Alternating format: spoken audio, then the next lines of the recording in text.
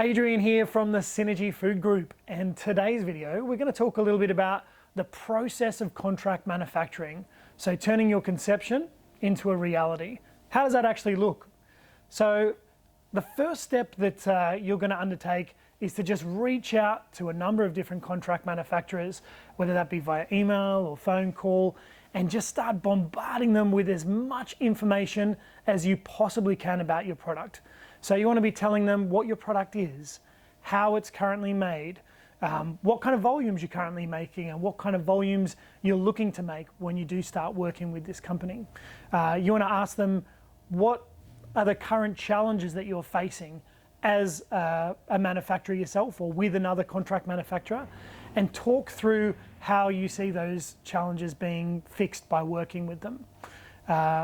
You can ask them any other information at that point that's integral to how your product is made.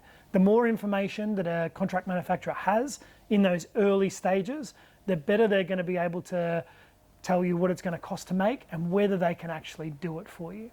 So once all this information's been conveyed, the contract manufacturer is really quickly going to be able to tell you whether it's a product or a service that they're going to be able to assist you with, whether they have the scope to be able to do what you're looking for them to do. Once all this information's been agreed upon and they say, yes, we can make your product, at that point in time, it's really important to sign contracts, sign NDAs before you start handing over any intellectual property, whether that be recipes, ingredients, or brand information, who you're currently selling to. You don't want to give away any information until you've signed those documents. So once all that paperwork's been signed, then it's a matter of really delving a little bit deeper into understanding not only what it's going to cost, but how it's going to be done. So with the information of recipes and ingredients and processes, they'll be able to tell you pretty quickly a rough indication of what it's going to cost to make that product. They're going to be able to tell you how they would make it, and they'll also be able to tell you what their minimum order volumes would be, what their lead times are going to be, what their payment terms are going to be. All this is really, really important in helping you make a decision whether it's the right company or not to work with. So once you've got all that information, I would also be asking them for all of their food safety accreditation. So you want to be getting their HACCP certification or their SQF, depending on what your requirements are. You want to know what kind of rating they got from the Food Authority. That's something they should be very happy to share with you. You also want to make sure that if you have any specific requirements around the ingredients that are going to be used in your product, maybe you have a claim on your product that it's 100% Australian ingredients. You want to make sure that the contract manufacturer that you're working with can prove and guarantee that every ingredient that goes into that product is exactly what it says on your label. So once you've agreed on all of those things and you've got all the paperwork, what you want to be doing is making sure that they are able to do a trial run for you. Now that might just consist of a couple of bottles or a couple of units of whatever you're proposing that they make for you. Maybe you want them to do a small trial run in the 100 to 1,000 range. But at the end of the day, whatever you decide, you want to make sure that the look, feel, and taste of your product is consistent with how you would make it yourself or with any other experience you've had with a contract manufacturer. And if it's not, that's the time where you need to make the tweaks before you start doing large-scale runs or bringing your product to market. Now, before progressing to your first orders, it's really important that you've got a really solid contract in place.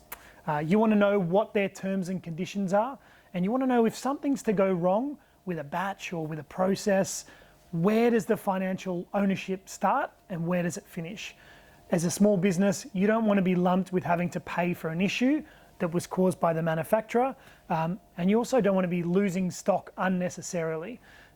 Having a very clearly defined contract that states all of the worst case scenarios and what are the resolutions to those scenarios will avoid any potential major issues down the line as your business continues to grow. So understand who you need to be communicating with as well. It can be really frustrating as a small business owner trying to get an answer and have nobody respond to your emails or answer your calls.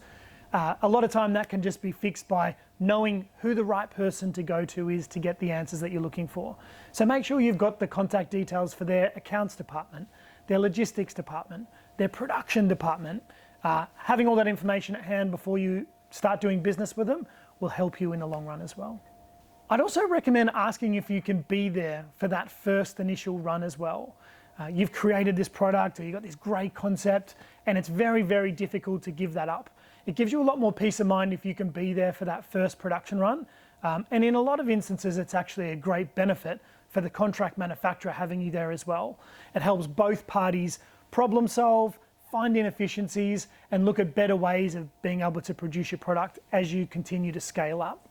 So that's the general process flow of what working with a contract manufacturer would actually look like. Sometimes you may require more things than that. Other times you don't require that much detail. But we definitely recommend following those steps in order to guarantee you a great product at the end of the day.